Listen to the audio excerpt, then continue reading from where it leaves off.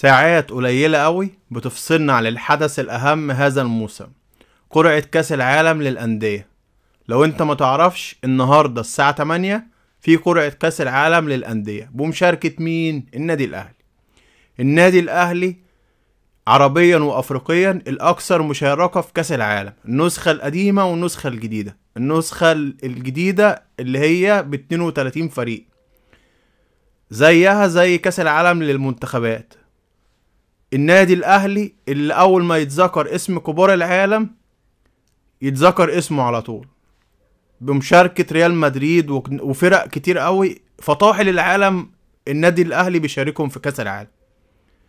المضحك بقى ان بعد ده كله في فرقة مش فاكر اسمها ايه بتقول على نفسها اكبر قلعة رياضية في مصر. ما تنساش تصلي على النبي في كومنت، واكتب لنا ايه توقعاتك للمجموعة اللي هيقع فيها الاهلي. سلام عليكم.